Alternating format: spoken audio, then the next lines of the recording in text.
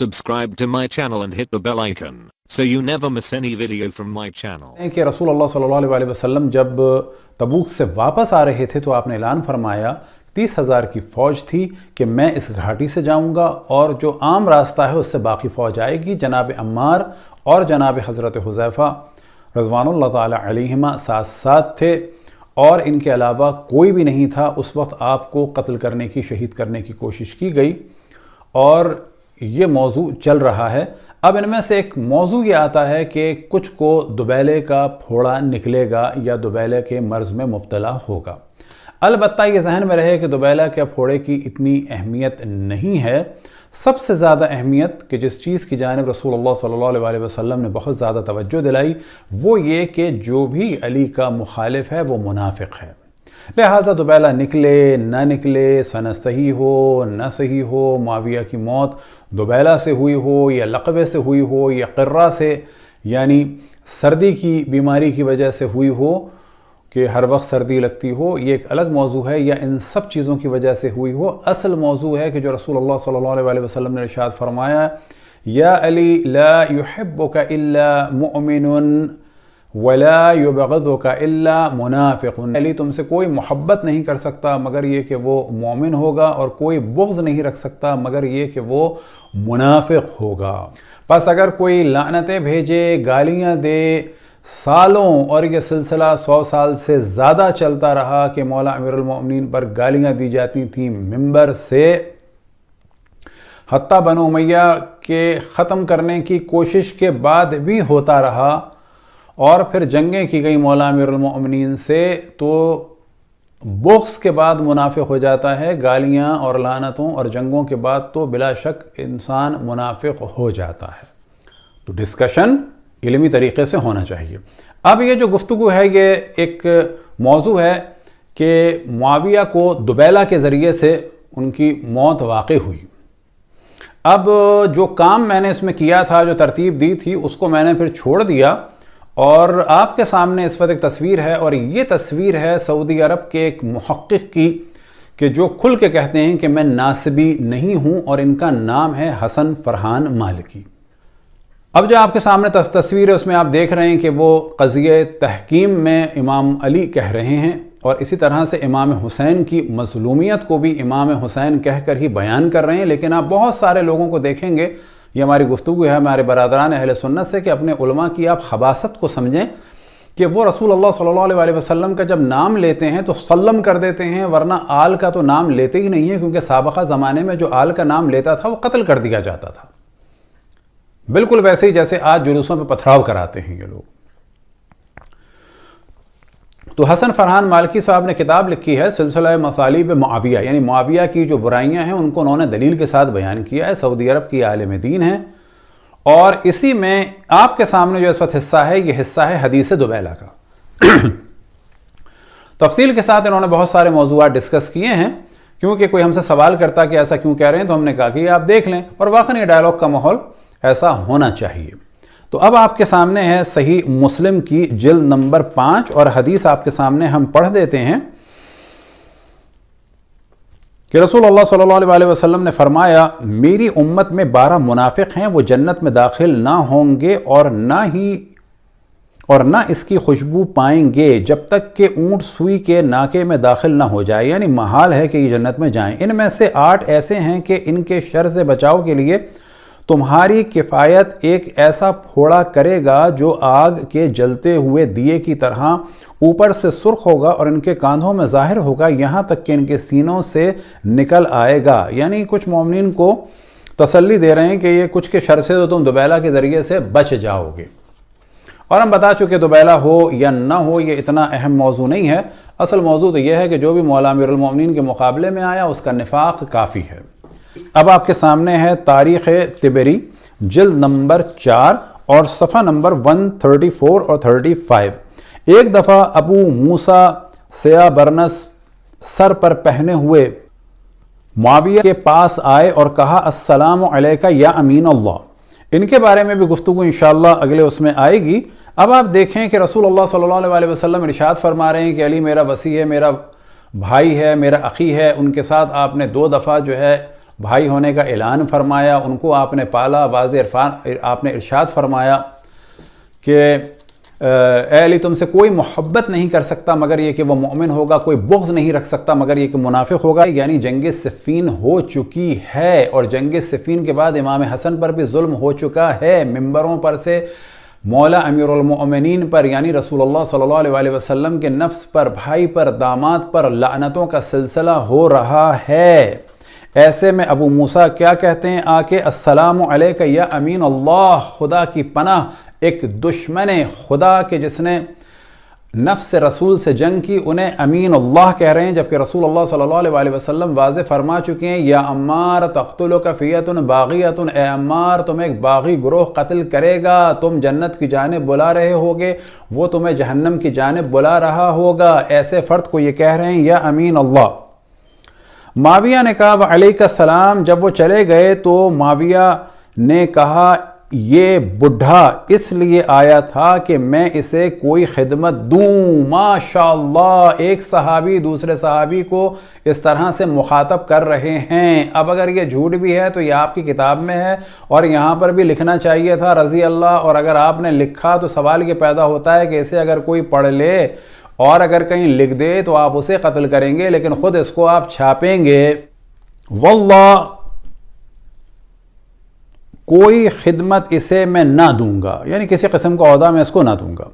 اب یہاں پر اصل روایت شروع ہوتی ہے۔ ابو بردہ کہتے ہیں معاویہ کو ایک زخم لگا تھا، میں انہی دنوں میں ان کے پاس گیا، مجھ سے کہا بھتیجے میرے پاس آ کر دیکھ، میں نے دیکھا تو زخم میں سلائی دی جا چکی تھی، یعنی زخم پھٹ چکا تھا، سوراخ ہو چکا تھا، گڑھا پڑ چکا تھا، اور صفائی کے لیے ایک لکڑی یا کوئی چیز داخل کی جاتی تھی۔ اب آپ کے سامنے اس کا عربی متن ہے، تاریخ طبری جلد نمبر 5 اور آپ کے سامنے ہے ان ابی بردہ قال دخلت علی معاویہ حیث اصابتہ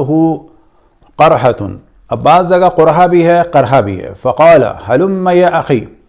اور میرے پاس آؤ۔ اب اس میں انہوں نے کیا دیکھا، فنظرت فاذا ہی قد صبرت، کہ سوراخ ہو چکا تھا اور سلائی دی جا چکی تھی۔ اب آپ کے سامنے اسی پھوڑے کے لیے المعارف ابن قتیبہ نے جو کہا تو وہ آپ کے سامنے ہم بیان کر دیتے ہیں۔ ہیڈنگ آپ کے سامنے ہے وقال ابن اسحاق مات، یعنی معاویہ کی موت ہوئی، وَلَهُ 78 سنہ، اور وہ اس وقت 78 کی عمر میں تھا۔ وَكَانَتْ عِلَّتُهُ، اور موت کی وجہ کیا تھی، الناقبات۔ اب ناقبات کیا ہے، یعنی الدبیلہ، کہ موت دبیلے کی وجہ سے ہوئی۔ پاکستان کے بھی ایک صاحب نے اس کو ڈسکس کیا، لیکن وہ ظاہر ہے کہ اہل بیت کی محبت تو کر رہے ہیں لیکن دشمنوں سے پوری طرح سے اظہار برات نہیں کر پا رہے ہیں، 2 کشتیوں پہ سوار ہیں۔ اب آپ کے سامنے ہے، تو انہوں نے بھی موضوع ڈسکس کیا تھا کہ جو دیکھنا چاہے تو دیکھے دوبیلہ سے کون مرا، اور پھر کہا کہ اب وہ پرانی باتیں ہو گئیں۔ کیسے پرانی باتیں ہو گئیں، فرعون بھی پرانی بات ہو گئی، سبھی پرانی باتیں ہو گئیں۔ اب آپ کے سامنے ہے صحیح الترغیب والترہیب، اور یہ تالیف ہے محمد ناصر الدین البانی صاحب کی، کہ جو دنیا سے رخصت ہو چکے ہیں، اور یہ سعودی عرب، اصل میں البانیہ کے تھے، سعودی عرب میں تھے، سلفیوں کے اور وہابیوں کے اور دیوبندیوں کے اس وقت یہ سمجھا جا سکتا ہے کہ اس قرن میں ایک امام تھے علم الحدیث میں، بہت بڑے محدث تھے۔ تو وہ اس کتاب کی جلد نمبر 3 میں اسی موضوع کو ڈسکس کرتے ہیں، کنت عند معاویہ، اور یہ روایت بھی ان ابی بردہ قال کنت عند معاویہ والطبیب یعالج قرحۃ فی ظہرہ، کہ میں معاویہ کے پاس تھا اور طبیب ان کے پھوڑے کی، کہ جو پیٹ میں تھا، اس کا علاج کر رہا تھا۔ تو یہاں پر حدیث صحیح ہے کہ جو بالکل آپ کے سامنے ہے۔ اب آپ کے سامنے ہے تاریخ مدینہ دمشق۔ اب یہ روایت مختلف طرق سے بیان ہوئی۔ اس وقت آپ کے سامنے جو ہم طریق بیان کر رہے ہیں یہ ہے طلحہ بن یحییٰ سے۔ حسن فرحان مالکی صاحب نے ایک اچھا جملہ کہا سند پر ڈسکشن کرنے کے بعد، ہم اسے اس وجہ سے ڈسکس کر رہے ہیں تاکہ پتہ چلے کہ یہ چیزیں شیعہ ہی ڈسکس نہیں کرتے، بلکہ ہر وہ دیندار فرد کے جو رسول آل رسول سے محبت کرتا ہے اور جس کی بھی آنکھ کھل جائے کہ آل رسول پر کیا ظلم ہوا تو وہ ان چیزوں کو ڈسکس کرتا ہے، اور یہ ایک سعودی عالم دین ہے جیسا کہ آپ کی خدمت میں عرض کیا۔ تو یہ طریق ہے طلحہ بن یحییٰ کی۔ تو وہ فرماتے ہیں کہ ان تمام روایات کے صحیح ہونے کی دلالت کے طور پر ایک تو ویسے ہی صحیح ہے اور اتنا کافی ہے بقول ان کے کہ یہ سب کے سب ناسبی ہیں اور دشمن مولا امیر المؤمنین ہیں، اور ان کی گواہی اس معاملے میں کافی ہے۔ تو اب آپ کے سامنے ہے تاریخ مدینہ دمشق جلد نمبر 26 اور صفحہ نمبر 45 اور ایرو لگا ہوا ہے۔ یہ روایت بھی وہی ہے، یہاں پر فقط ایک اضافہ ہے، وَيَتَأَوَّ الصَّبِيُّ، کہ وہ اس طرح سے چیخ رہا تھا جیسے کہ ایک بچہ چیختا ہے۔ اور پھر اس کے بعد ہے، اب آپ کے سامنے ایرو لگا ہوا ہے اور وہ ایک اضافہ کرتے ہیں کہ وہ چیخ رہے تھے جیسے کہ ایک بچہ چیختا ہے درد سے۔ دوسری روایت بھی اسی صفحے پر ہے اور ایرو لگا دیا ہے، یہ بھی طلحہ بن یحییٰ سے ہے۔ اب آپ کے سامنے ہے معجم الکبیر للحافظ ابی القاسم الطبرانی کی، اس کی جلد نمبر ہے 19 اور مکتبہ ابن تیمیہ سے ہے اور صفحہ نمبر ہے 359، اور آپ کے سامنے ہے کہ یہ طریق بھی طلحہ بن یحییٰ سے ہے۔ اب آپ کے سامنے ہے تاریخ مدینہ دمشق جلد نمبر 59 اور صفحہ نمبر ہے 225، اور یہ طریق بھی طلحہ بن یحییٰ سے ہے، اور یہاں پر یہ ہے کہ وہ مچل رہے تھے اور تڑپ رہے تھے اس بیماری کی وجہ سے۔ اب یہاں پر آپ کے سامنے حوالہ ہے المعجم الاوسط کا اور جلد نمبر ہے 6 اور صفحہ نمبر ہے 78، اور یہ روایت بھی طلحہ بن یحییٰ سے ہے اور وہی روایت ہے کہ جو آپ کے سامنے بیان کی۔ تو ایک طرق تو ہو گئی، طریق تو ہو گئی یہ۔ دوسری طریق ہے حمید بن ہلال سے، اور یہ نقل کرتا ہے ابی بردہ سے، اور جیسا کہ ڈاکٹر حسن فرحان مالکی صاحب نے کھل کے کہا کہ یہ سب ناسبی ہیں۔ اس طرح سے آپ لوگ بڑے آرام سے، یعنی پاکستان کے محققین بہت سارے بڑے آرام سے ہر دشمن اہل بیت کے ساتھ رضی اللہ بھی لگا دیتے ہیں، لیکن حسن فرحان مالکی نے جرت کی کہ خداوند تبارک و تعالیٰ ان کی توفیقات میں اضافہ فرمائے اور قرب رسول اللہ اور قرب اہل بیت علیہم الصلاۃ، قرب رسول اللہ صلی اللہ علیہ وسلم اور قرب اہل بیت رسول اللہ صلی اللہ علیہ وسلم انہیں عطا فرمائے۔ اب آپ کے سامنے ہے تاریخ دمشق جلد نمبر 16 اور صفحہ نمبر 44 اور 45، اور یہاں پر بھی ان حمید بن ہلال سے یہ روایت ہے۔ طبقات کبریٰ آپ کے سامنے ہے جلد نمبر 1 اور یہ روایت ہے صفحہ نمبر 149 پر، اور حمید بن ہلال سے ہے، اور یہاں پر بھی یہی موضوع ہے، اور نیچے آپ دیکھ رہے ہیں کہ اسنادہ حسن الاحاد والمثانی، اس کے صفحہ نمبر 99 میں ہے، اور یہ روایت بھی حمید بن ہلال سے نقل ہوئی ہے۔ اب آپ کے سامنے ہے معجم الکبیر اور تیسری طریق ہے عاصم بن کلیب سے، اور جلد نمبر ہے 9 اور صفحہ نمبر ہے 359، اور ایرو لگا ہوا ہے 841 کا، عاصم بن کلیب سے وہی روایت ہے، اور 841 کا اگر آپ حاشیہ دیکھیں رواہ احمد، اور پھر اس کے بعد ہے رجالہ رجال الصحیح رواہ الحاکم وقال صحیح علی شرط الشیخین، کہ اس کے رجال صحیح ہیں، احمد نے اس کو نقل کیا ہے، یعنی مسند احمد میں رجال اس کے صحیح ہیں، اور حاکم نے اس کو صحیح کہا ہے اور کہا ہے کہ یہ شیخین کی شرط پر صحیح ہے، اور وافقہ الذہبی، اور ذہبی نے بھی ان کی قول کی موافقت کی ہے۔ چوتھا طریق ہے تاریخ مدینہ دمشق ان ثابت، جلد نمبر ہے 59 اور صفحہ نمبر ہے 220، اور یہاں پر وہی روایت ہے لیکن ابو بردہ سے ہی ہے، لیکن یہ ثابت سے نقل ہوئی ہے۔ اب آپ کے سامنے کتاب المحتضرین، یعنی جو مر رہے ہوتے ہیں، دم نکل رہے ہوتے ہیں،